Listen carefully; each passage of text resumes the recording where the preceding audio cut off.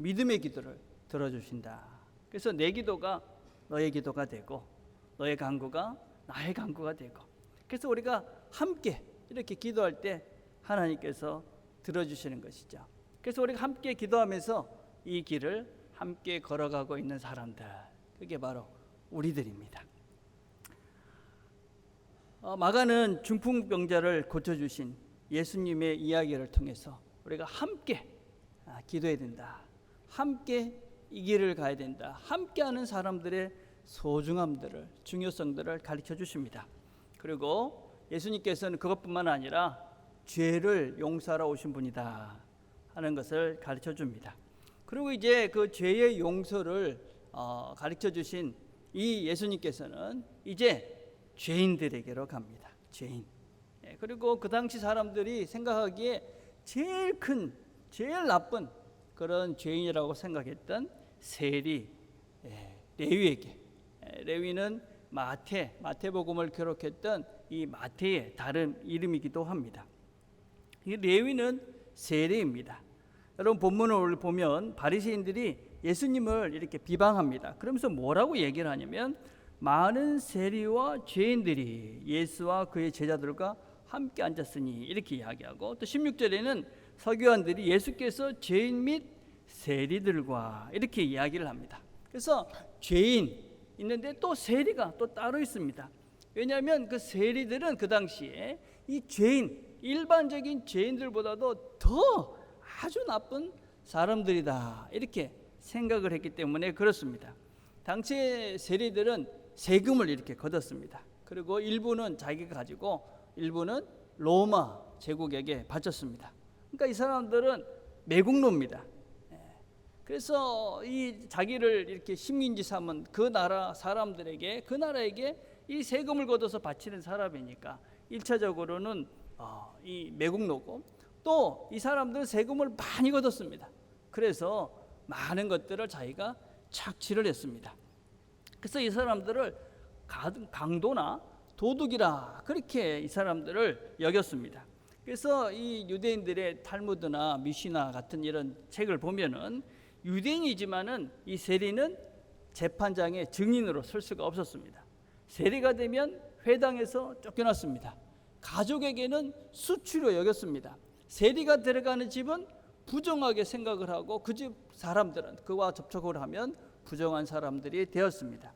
그리고 이 세리의 재물을 훔치는 것은 죄가 되지 않았습니다. 또 세리를 속이는 것도 죄가 되지 않았습니다. 그러니까 일반적인 죄인들보다도 훨씬 나쁜 사람들이 누구냐? 이 세리들입니다. 근데 이 세리의 이름이 레위라고 소개를 하고 있습니다. 이 레위라는 말은 이 사람이 출신이 레위인이다 그런 의미입니다. 그 당시 레위는 어떤 사람들이냐면 이 성전에서 하나님을, 이 제사를 돕던 그런 하나님의 일을 하는 사람들이었습니다. 그런데 이 사람이 배신을 하고 그리고 이 로마에 이렇게 충성을 하고 있으니 정말 많은 사람들로 하여금 경멸과 또 멸시를 당했던 사람이 바로 이 세리 마태입니다. 그런데 예수님은 이 사람을 제자로 부르십니다. 14절에 보니까 알페의 아들 레위가 세간에 앉아 있는 것을 보시고 그에게 이르시되 나를 따르라 하시니 일어나 따르니라. 지나가시다가 그가 세간에 이렇게 앉아서 이 세금을 걷는 걸 보고 주님께서 나를 따르라 그렇게 말씀하셨다는 겁니다. 여러분, 이런 말씀은 우리에게 얼마나 위로가 되고 힘이 되는 말인지 모릅니다. 이 세리가 마태가 자기가 보니까 너무 부족하다 이런 생각해서 예수님을 따라간 것이 아니었습니다. 내가 예수님의 제자가 되겠습니다. 자기가 선택을 한 것이 아니었습니다. 주님께서 보시고 나를 따라라. 주님께서 그를 찾아가셨고 주님께서 그를 부르셨습니다. 그리고 이 마태를, 세리였던 이 나쁜 사람을 마태복음을 기록하는 그런 예수님의 훌륭한 제자로 하나님께서 이끌고 가셔서 그가 거룩한 하나님의 일을 감당을 했습니다. 우리가 신앙생활을 하면 할수록 이런 사실들이 얼마나 다행이고 감사한 일인지 모릅니다. 에베소서 4장과 4절 5절 보면 창세전에 그리스도 안에서 우리를 택하사 우리로 사랑 안에서 그 앞에 거룩하고 흠이 없게 하시려고 그 기쁘신 뜻대로 우리를 예정하사 예수 그리스도로 말미암아 자기의 아들들이 되게 하셨다. 창세전에 그 말은 우리가 아무런 예수님에 대해서 하나님에 대해서 알지 못했는데 하나님께서 이를 전적으로 다 하셔서 우리가 하나님의 자녀가 됐다, 그 말입니다. 여러분, 하나님이 나를 선택했다 이런 말은 믿는 사람들의 표현이다 그랬습니다. 안 믿는 사람들은 뭐 그거 무슨 말이야 이해가 안 됩니다. 근데 우리가 신앙의 길을 걸어가면 걸어갈수록 내가 하나님을 선택한 것이 아니라 하나님이 나를 선택해 주셔서 내가 여기까지 왔구나 하는 것을 절실하게 깨닫게 됩니다. 이 엄청난 이 은혜, 이 엄청난 이 영생을 내 힘으로 찾아갈 수 있는 존재가 아니었구나 하는 것을 우리가 절실하게 깨닫게 됩니다. 그래서 이게 참 다행입니다. 여러분, 내가 선택했다 그러면 포기할 수 있다 하는 것입니다. 내가 원하는 것을 이루기 위해서 이분을 예수를 선택했다 그러면 내가 원하는 것이 안 되면 포기해버리지 않겠습니까? 내가 이런 걸 바랬는데 안 되면 포기해버리고 우리는 좌절하고 예수를 떠났을 것입니다. 그런데 하나님께서 나를 선택해서 부르셨기 때문에 안심을 하셔도 됩니다. 세리 같은 아주 나쁜 이런 사람, 그런 사람을 하나님께서 부르신 것입니다. 그리고 그 죄인인 세리를 제자로 삼아 주셨습니다. 그걸 하나님 나라의 멋진 삶을 살도록 그를 붙잡고 가셨습니다. 그래서 우리가 어떤 형편에 있든지 어떤 모습이 있든지 걱정할 필요가 없는 것이지요. 하나님은 우리를 포기하지 않습니다. 안심이 되는 것이죠. 여러분 모두는 걱정하지 마시고 어떤 일이 있어도 나는 하나님을 떠날지 모르지만 하나님은 나를 떠나지 않으신다. 안심하시고 이 길을 걸어가시면 됩니다. 자, 나를 따라오라 그렇게 말씀을 하시니까 세리는 이 마태는 일어나서 예수님을 따릅니다. 나를 따르라 이 말은 현재형입니다. 현재형. 신앙은 항상 현재형이다. 하나님이 늘 현재이시죠. 그래서 우리가 예수를 믿는 것은 늘 현재, 지금입니다. 지금. 예수를 믿고 따른다는 것은 무엇이냐? 지금 이 자리인 것입니다. 이 예배부터인 것이죠. 그렇죠? 지금 여기서 우리가 마음을 다해서 하나님께 집중을 하고 말씀을 내 마음에 담고 하나님 앞에 서 있는 지금, 이게 내가 지금 예수를 따르고 있는 실제입니다. 오늘이란 예배라는 책에 이런 글이 있습니다. 하나님은 우리를 새로운 사람으로 빚어내고 계신다. 그리고 이러한 빚어냄의 장소는 오늘의 작은 순간들이다. 나중에 주보를 읽어보십시오. 우리는 인생에 있어서 뭔가 큰 이벤트만 좋은 것이라고 생각을 하죠. 근데 그런 것이 아니잖아요. 인생은 그냥 먹고 자고 저 옆에 있는 사람들과 이야기하고 이렇게 사는 게 인생입니다. 근데 하나님은 뭐 특별하게 뭘 우리를 어떤 이벤트를 만들어서 새롭게 만들어가는 것이 아니라 일상 속에서 우리가 먹으면서 감사하고 옆에 있는 사람들과 사랑하고 내가 양보하고 견디고 참고 이러면서 조금씩 우리를 하나님의 사람으로 새롭게 만들어 가신다 하는 것입니다. 사람들 중에는 늘 이 몸하고 그죠? 우리 마음이 분리된 사람들이 참 많습니다. 이 자리에 이렇게 앉아 있는데도 뭐 과거에 가 있는 사람들이 있죠. 또 미래에 가 있는 사람이 있습니다. 집에 가 있는 사람이 있고 자녀에 가 있는 사람도 있습니다. 이런 사람들은 불안하죠. 내 몸이 여기 있는데 난 저걸 해야 될 것 같은데 이걸 해야 될 건데 그런 생각으로 있으니까 늘 불안한 겁니다. 여러분. 행복하지 않죠. 하나님께서는 지금 이 자리에서 순종해라 그렇게 말씀합니다. 여러분들의 마음, 여러분들의 생각 어디에 있습니까?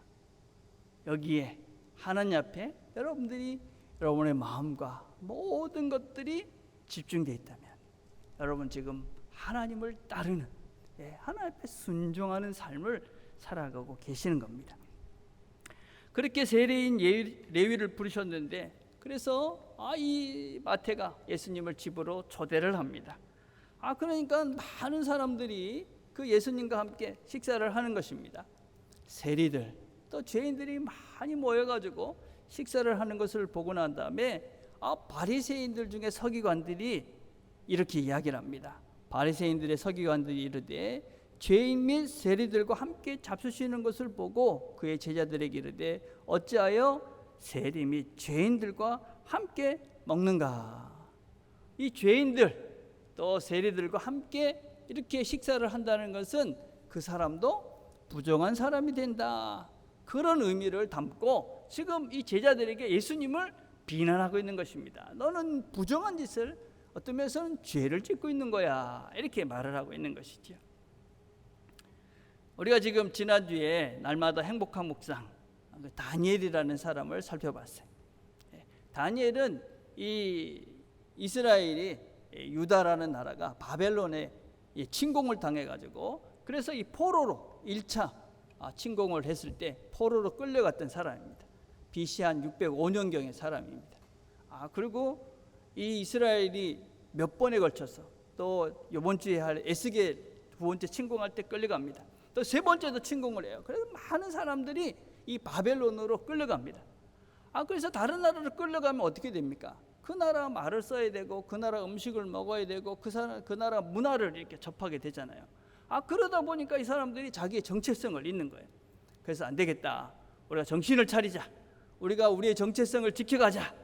그래서 시작된 이 포로로 잡혀갔던 이 이스라엘 사람들이 그런 자기의 정체성을 지켜가기 위해서 시작됐던 운동이 하시딤이라는 운동이에요. 이 하시딤이라는 말은 거룩한 무리다, 그런 뜻입니다. 그래서 이스라엘 백성들이 그 포로로 잡혀갔지만, 이방 땅에 있었지만 자기 아이덴티티, 자기 정체성을 지키기 위해서 회당에서 모여서 말씀을 배우고 자기 나름대로 노력을 다한 거예요. 그러면서 이 시간이 흘렀는데 그 중에 한 분파가 바리새인이라는 분파들이에요. 근데 이 바리새인 분파들은 말씀을 잘 지켜야 돼 이러면서 규칙을 만들기 시작했어요. 규칙. 그래서 이렇게 해야 된다, 저렇게 해야 된다, 이러면서 규칙을 만들기 시작했어요. 그 사람들의 원리가 무엇이었냐면, 꽃밭을 지키기 위해서는 울타리를 쳐야 된다, 이런 생각을 했어요. 꽃밭에 그냥 울타리가 없으면 막 들어가면 그냥 망가지잖아요. 그래서 우리가 울타리를 쳐야 된다. 그랬는데 그것이 점점 완고해지고 넓어지고 높아지고, 그러다가 결국은 꽃 자체를 볼 수 없는 이 규칙을, 이 원칙을 왜 만들었는지에 대한 그 근본을 잃어버리게 된 거예요. 그러다 보니까 뭐가 됐느냐, 율법주의자들이 된 거예요. 율법주의. 그래서 그 자기들이 만든 그 규칙의 원리를 잃어버리니까 그 규칙만 지키면 되는 거예요. 그리고 그걸 가지고 남을 판단하는 기준으로 쓰기 시작한 거예요. 남을 판단. 그래서 말씀을 가지고 자기를 비춰봐야 되는데, 이걸 보니까 넌 틀렸다, 넌 잘못한 거야, 넌 죄인이야. 여러분, 말씀은, 하나님 말씀은 우리 자신들을 비춰보는 것입니다. 근데 말씀이 너를 향하고 있다. 그러면 우리가 영적으로 우리 자신을 심각하게 돌아봐야 됩니다.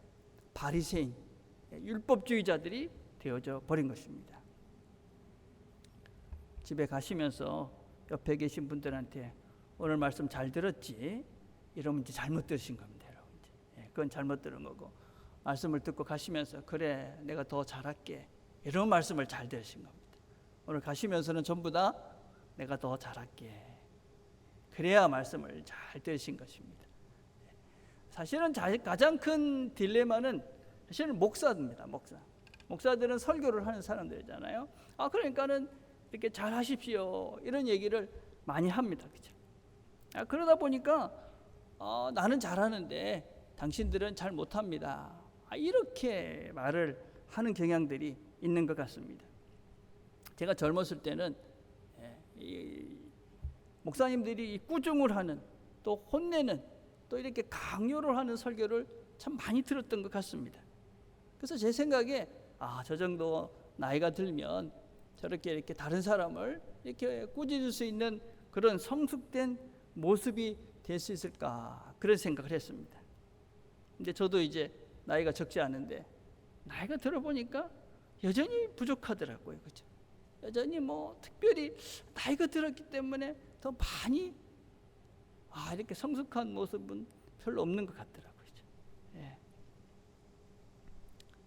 그래서 제가 이렇게 성도님들을 이렇게 보면 참 저보다도 신앙도 좋으시고 기도도 많이 하시고 어떤 면에서는 정말 훌륭하신, 또 연배도 많으시잖아요. 인생을 살았다는 것은 그냥 시간을 보낸 것 아니지 않습니까? 참 많은 성숙의 시간들, 단련의 시간들이 있었다는 거니까. 그래서 생각하면 아이고, 내가 무슨 이 어른들한테, 이런 훌륭하신 분들한테 내가 뭘 꾸짖을 수 있을까? 뭘 이렇게 혼낼 수 있을까? 뭘 강요할 수 있을까? 이런 생각을 참 많이 합니다. 그래서 제가 그렇게 하지 않으려고 애를 씁니다. 근데 한 번씩은 제가 이렇게 위에 있지 않습니까, 여러분? 위에서 있으면 내려다 보여요. 안 좋은 겁니다. 제가 나중에 이제 이 사태가 끝나면 저 밑으로 내려가려고 그럽니다. 가까이 있어야 되거든요. 저 자신이 이 설교를 하면서 제일 먼저 저한테 이 말씀을 갖다 놓고 이 말씀을 저한테 적용하려고 애를 씁니다. 신앙생활을 오래 하면 할수록, 또 설교를 오래 하면 할수록 이 말씀을 내 자신에게 적용하는 것이 만만하지 않습니다.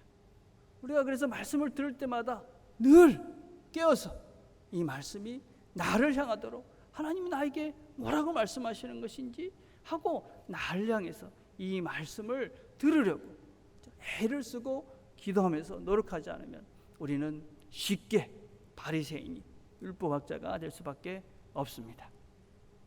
그렇게 주님께서 말씀을, 바리새인들이 그렇게 이야기를 하니까 주님께서 이렇게 말씀하십니다. 예수께서 들으시고 그들에게 이르시되 건강한 자에게는 의사가 쓸데없고 병든 자에게라 쓸데가 있느니라. 나는 의인을 부르러 온 것이 아니요 죄인을 부르러 왔노라. 예수님은 죄를 용서하실 수 있는 분입니다. 이런 죄를 고치시는 영적인 의사십니다. 의사는 환자를 피하지 않습니다. 그렇죠? 다가갑니다. 오라고 하는 것이죠. 그렇죠? 환자를 두려워하지 않습니다. 근데 율법학자들은 어떻게 생각을 하느냐? 같이 하면 부정해진다, 이렇게 생각을 하는 것입니다. 그래서 우리가 늘 명심해야 됩니다. 우리는 함께하면 부정해진다. 그래서 분리되고 나눠지고, 그거는 율법학자가 되는 겁니다. 바리새인이 되는 것입니다. 하나님은 그런 분이 아니십니다. 하나님은 다가와서 함께하면서 우리를 거룩한 존재로 만들어 가시는 분이 바로 우리 주님이십니다. 그렇죠? 우리가 이 교회라는 것은 어떤 곳이냐? 교회는 환자들이 모이는 곳입니다. 환자. 우리 모두는 다 나는 죄인이다. 예수님의 그런 고치심이 나에게 필요하다. 그거를 깨닫고 우리가 함께 모인 자들이 우리 교회, 우리 성도들입니다. 그렇죠? 우리는 우리 자신들이 죄인인 것을 압니다. 그래서 예수님이 나를 고쳐주셔야 돼. 용서를 받아야 돼. 그걸 깨닫고 이렇게 함께 모여 있는 것이죠. 그렇죠? 그래서 우리는 서로를 인정해야 됩니다. 나는 죄인이야. 그러면은 너도 죄인인 것이죠. 그래서 서로가 다 부족한 것이 있는 것입니다. 서로가 다 미숙한 것이 있는 것입니다. 아직까지 다 예수님의 고침이 필요한 상태에 있는 것이 우리들이다 하는 것입니다. 그렇죠? 그런데 우리는 그렇게 환자로만 살 수는 없습니다. 우리는 그렇게 죄인으로만 살 수는 없습니다. 우리는 그렇게 죄의 용서를 받고 이제 우리가 온전히 회복이 되어지면 거기서 멈추는 자들이 아니라 우리가 주님께서 하신 그 일을 감당하며 나가야 되는 자들이 바로 우리들입니다.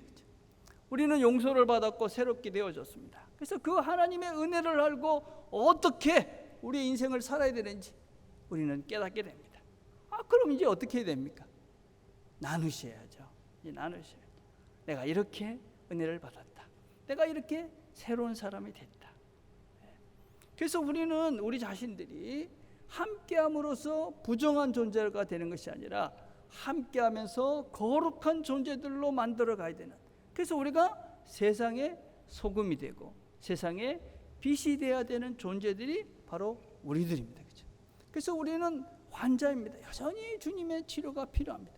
그러나 그 자리에 머무 있는 존재가 아니라 이제 주님께서 우리를 따라오라고, 또 주님께서 우리를 회복시켜 주셨기 때문에 우리도 다른 사람들을 회복시켜가는, 다른 사람들을 거룩한 존재로 만들어 가야 되는 귀중한 사명을 받고 사는 자들이 바로 우리들입니다. 자, 그러면 우리가 어떻게 이 사명을 감당할 수 있을까? 실제적인 대안들을 세 가지를 나누려고 합니다. 첫째는 친절하라 하는 것입니다. 친절하라. 여러분, 친절하다는 건 다른 것이 아닙니다. 열린 마음으로 다가가라. 특별히 처음 보는 분들에게 친절하라. 여러분 특별하게 친절하게 뭐 하면 됩니까? 인사를 잘하시면 됩니다. 인사를 잘하자. 제가 근자에 아파트 엘리베이터를 타는데 꼬마가 저한테 안녕하세요 이렇게 인사를 하는 거예요. 그래서 깜짝 놀랐어요. 왜냐하면 제가 얼마 전까지만 해도 이렇게 만나면 제가 먼저 인사했거든요.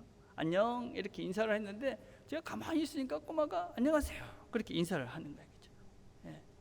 한국에 처음 와가지고 제가 막 사람들한테 인사하고 다니니까 조금 이렇게 어색하게 쳐다보시더라고요. 그래서 조금 이렇게 안 하게 됐는데 이제 마스크까지 쓰니까 진짜 안 하게 된 거예요. 그래서 제가 반성을 하고 있습니다. 그래서 여러분 인사는 여러분 그냥 아무것도 아닌 것이 아닙니다. 인사한다는 건 뭡니까? 내가 당신을 압니다. 당신을 내가 인지하고 있습니다. 내가 당신을 존중합니다. 당신은 내 안에 있는 사람입니다. 이런 의미가 뭐냐면 인사하는 겁니다, 여러분. 인사를 안 하고 쑥 지나가 뭐라고 그럽니까? 나를 무시해? 이래 되는 거잖아요, 그죠? 예. 그래서 인사하는 거, 그죠? 이게 친절한 것입니다, 친절한 것. 예. 여러분 예수님께서 어떻게 하셨습니까? 먼저 그 세리에게 다가가셨습니다. 예. 그래서 그 사람에게 먼저 나를 따라오라. 그러니 그가 마음을 열고 주님을 따릅니다. 여러분 우리가 친절하십시오. 처음 보는 분들, 특별히 우리 교회 공동체에서 그죠? 만나시는 분들마다 반갑게 인사하시고 반갑잖아요. 이 코로나 시대에 이 마스크 쓰고 살면서 얼마나 수고하셨는데 오늘도 와가지고 또 같이 있잖아요. 이렇게 잘하셨습니다. 반갑습니다. 이렇게 인사하는 것부터 하는 겁니다. 그 마음속에는 당신한테 내가 관심이 있습니다. 내가 당신을 압니다. 그런 의미가 포함된 것이 인사하는 것이다. 자, 두 번째는 도와주시는 겁니다. 우리가 어떻게 예수를 따르는 의사의 삶을 살 수 있느냐? 다른 사람을 도와주는 겁니다. 우리는 서로 돕기도 하고 도와주면서 삽니다. 그런데 우리가 삶의 방향을 어떻게 정하고 살까 하는 것은 큰 차이가 있습니다. 내가 어떤 사람을 만났을 때 이 사람들을 내가 어떻게 도와줄까? 그렇게 생각하고 사는 사람이 있고, 내가 어떻게 도움을 받을까 하고 생각하고 사는 사람들이 있습니다. 그렇게 인생을 사는 그 두 사람의 삶은 아주 다를 수밖에 없는 것이지요. 나도 힘든데 뭘 돕습니까? 아닙니다, 여러분. 여러분 세계를 한번 보십시오. 얼마나 지금 세계가 처절합니까? 아프가니스탄이 그렇고 하이티가 그렇고 처절하지 않습니까? 우리가 눈을 들어서 조금만 보시면 우리 모두가 다른 사람을 도우면서 살 수 있는 길들은 아주 많이 열려져 있습니다. 여러분 그래서 우리가 각자의 자리에서 내가 할 수 있는 것만큼 과하게 하실 필요 없습니다. 어떻게 내가 내 주위에 있는 사람들, 가까이 있는 사람들, 정말 고통 속에 있는 사람들 어떻게 도울까? 그런 마음을 가지고 사시는 겁니다. 왜 그래야 되느냐? 제가 두 가지 샘플을 말씀해 드리려고 합니다. 그렇게 해야 내가 건강하고 행복해집니다. 미국 캘리포니아에서 노령인구를 중심으로 해가지고 자원봉사에 참석하시는 분들과 그렇지 않은 분들을 조사를 했습니다. 그리고 오랫동안 조사하고 난 다음에 보니까 이 자원봉사에 참석하신 분들이 평균 5년을 오래 사셨습니다. 다른 사람을 도우면서 사는 사람들이 훨씬 건강하게 오래 산다. 또 어떤 조사를 또 했냐면 스타벅스 쿠폰을 줬어요.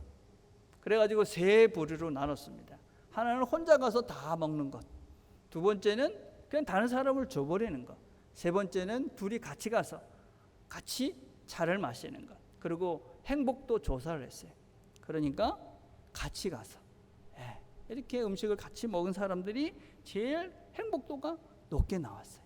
함께 내가 마음을 나누고 누구를 도와줄 때 우리 인생이 건강해지고 행복해지는 것이죠. 그렇죠?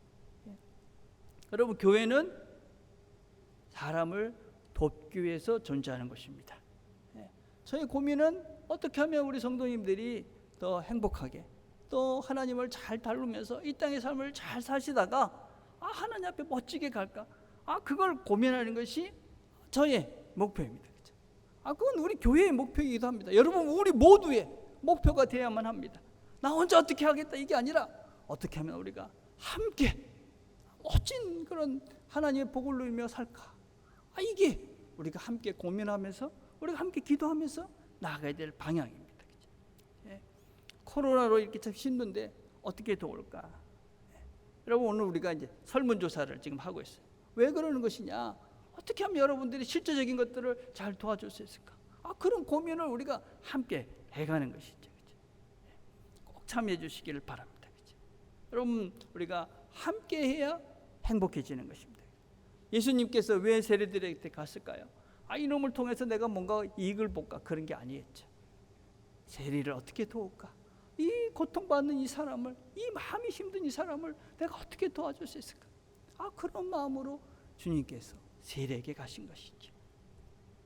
세 번째는 좋은 사람과 좋은 일을 하십시오 하는 겁니다. 좋은 사람과 좋은 일을 해라. 여러분, 어느 나이가 제일 행복한 나이일 것 같아요? 어떤 나이가? 몇 살이 되면 제일 행복할까요? 그래프를 한번 보시겠어요? 이게 지금 미국에서 이 남자와 여자를 이렇게 오랫동안 연구해가지고 행복도 조사를 한 거예요. 보니까는 이게 50대 중반까지는 떨어지더라고요. 물론 안 떨어지시는 분들도 계십니다. 평균이 저렇다는 거예요, 그죠? 여자들이 보통 더 행복하게 사시는 것 같아요. 근데 50대 넘어서부터는 이게 더 행복도가 높아져 가는 거예요. 점점 시간이 지날수록 더 행복하다, 이렇게 사람들이 생각을 하는 거예요. 우리가 생각하기에는 나이가 들어가니까 힘도 없고 몸도 약해지고 뭐 없는데 왜 행복할까? 그런데 이렇게 행복하다고 느끼는 사람들을 또 집중적으로 연구를 했어요. 연구를 해보니까 이런 사람들은 관계를 소중히 여기는 사람들이었어요. 관계의 질이 좋은 사람들은 나이가 들수록 더 행복해진다. 제가 결혼 주례를 할 때 늘 어떤 얘기를 하냐면, 옆에 있는 사람, 이 사람이 좋으면 당신은 행복하게 살 수 있습니다. 그런 얘기를 합니다. 새롭게 시작하는 부부들을 위해서는 제가 어떤 기도를 하냐면, 서로에게 설렘과 기쁨이 되는 영혼의 친구가 되게 해주십시오. 그렇게 기도합니다. 서로를 생각하면 설레는 거예요. 기쁜 거예요. 이 사람은 행복한 인생을 사는 거예요. 그렇죠? 그래서 저희 친구들 이렇게 만나면 늘 하는 소리가 있습니다. 서로에게 부인들한테 잘해. 나이 들면 부인밖에 없어, 아내밖에 없어. 잘하십시오. 뭐 저보다 연세가 많으신 분들은 더 절실하게 깨닫겠죠, 그죠? 아니, 목사님 같이 살아보십시오. 그런 말이 나오는지. 근데 어떡하겠습니까? 여기까지 왔는데 물릴 수도 없고 어디에다가 AS를 맡길 수도 없고, 어찌됐든지 내가 선택했으니까 여러분, 좋은 관계를 만들려고 특별히 부부들은 애를 쓰셔야 됩니다. 애를 쓰시는 겁니다. 그냥 안 되잖아요. 우리가 노력을 하셔야 됩니다. 무엇부터 하시면 됩니까? 인사하시는 것부터. 인사하시는 것부터. 오늘 집에 가시면서 내가 잘할게, 그것부터 하십시오. 많은 거 달라 하지 마시고 내가 더 잘할게, 내가 더 잘할게. 그것부터 시작을 하시는 겁니다. 우리 매주 만나는 성도님들 소중하게 깊은 관계로 나가시길 바랍니다. 어쩌면 여기 있는 이 모든 분들은 여러분들이 마지막 시간에 천국 갈 때 여러분들을 마지막 환송해 줄 그 사람들입니다.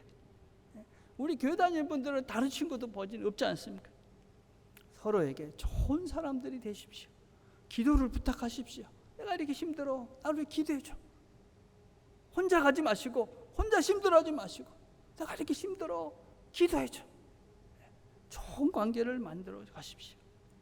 특별히 어떤 사람들이 나이가 들수록 더 행복한가 조사를 해보니까, 나이가 들어가지고 좋은 일이 생겼을 때 그 이야기를 많이 할 수 있는 사람, 내 이런 좋은 일이 생겼어, 그 자랑스럽게 그 좋은 일을 많은 사람에게 많이 할 수 있는 이 사람이 제일 행복하다. 어떠세요? 여러분들에게 좋은 일이 생겼는데 내가 이 얘기를 누구한테 하면 같이 기뻐해줄 거야. 그런 사람이 많은 사람들이 더 시간이 지날수록 행복한 인생을 산다. 좋은 일이 생겼을 때 같이 기도해 주시고 또 같이 행복하게 기쁘게 그 사람들을 축복해 주십시오. 그래야 우리 모두가 행복해지는 것입니다. 그럼 주님께서는 이 세리들과 즐겁게 식사를 하신 것입니다. 같이 즐거워해지는 거죠. 근데 특별히 왜 우리가 이 관계 속에서 이렇게 행복한 삶들을 살아야 되느냐? 여러분, 이 우리의 이런 삶의 태도, 삶의 우리의 에너지가 복음을 전하는 데 통로가 된다 하는 것입니다. 여러분, 컴패션이라는 곳에서 지난주 제가 세미나 참석을 했잖아요, 인터넷으로. 그거 보니까는 어떤 이야기가 있냐면, 믿지 않는 사람들 중에서 5명 중에 2명이 대화를 나누면서 친근하게 또 좋은 에너지를 품고 있는 사람들과 이야기를 하고 나면 영적인 대화에 참여할 의사가 있다. 내가 어떤 사람하고 이야기를 했는데 그 사람 너무 좋은 에너지를 품어내는 거예요. 그럼 너무 기분이 좋은 거예요. 그러면 그 사람들이 어떤 생각을 하느냐? 이 사람은 도대체 어떤 영적인 에너지가 있는가? 그런 관심이 생기고 그런 이야기를 하고 싶다. 그렇게 응답을 했어요. 여러분, 이제 어떻게 복음이 확장될 거라고 믿습니까? 이제 더 이상 옛날처럼 찾아다니거나 이렇게 할 수 있는 시대가 아닙니다. 내 삶 속에서 좋은 사람들과 더불어 함께 좋은 삶을 사는 것, 기쁨의 삶을 사는 것, 좋은 에너지의 삶을 사는 것, 이것이 복음을 전하는 통로가 된다.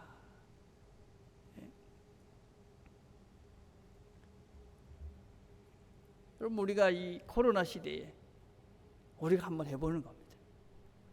다른 사람들은 못하잖아요. 근데 우리는 믿음을 가지고 해보는 겁니다. 좋은 에너지를 품어내기 위해서. 이 코로나보다도 더 큰 하나님이 있기 때문에 겁내고 두려워하고 걱정하는 것이 아니라 괜찮아, 하나님 우리를 보호해 주실 거야, 하나님이 또 다른 길을 여실 거야, 하나님께서 새로운 길을 여실 거야, 이런 믿음을 가지고 기쁨을 잃지 않고 자신 있게 사시는 겁니다. 그럼 주변에 있는 사람들이 너는 코로나 때문에 뽐나지 않느냐, 두렵지 않느냐, 괜찮다, 하나님이 계시다, 신앙의 동지들이 있다, 나는 그게 복음의 통로가 된다 하는 것입니다. 행복한 삶을 사십시오. 기쁨을 잃지 마십시오. 하나님 우리와 함께 하시니까 걱정하실 필요가 없습니다. 하나님이 우리를 부르셨고 우리를 붙잡고 이끌어 가십니다. 좋은 사람들을 주셨습니다. 여러분, 우리 같이 있는 사람들, 여러분들을 위해서 정말 열심히 기도할 좋은 사람들입니다. 여러분, 오늘 말씀을 들으셨잖아요. 들은 말씀을 기억하시고 그 들은 말씀을 오늘 여러분 각자에게 주신 그 말씀을 오늘 이 자리에서 순종을 해보십시오. 우리와 함께 하시는 성령님이 우리에게 하늘의 능력으로 또 하늘의 기쁨을 맛볼 수 있는 위대한 일들을 이루어 가실 것입니다. 이 한 주도 이 하나님과 함께 기쁨 가운데 승리의 나날들을 보내시는 저와 여러분이 되기를 간절히 바라겠습니다. 기도하겠습니다.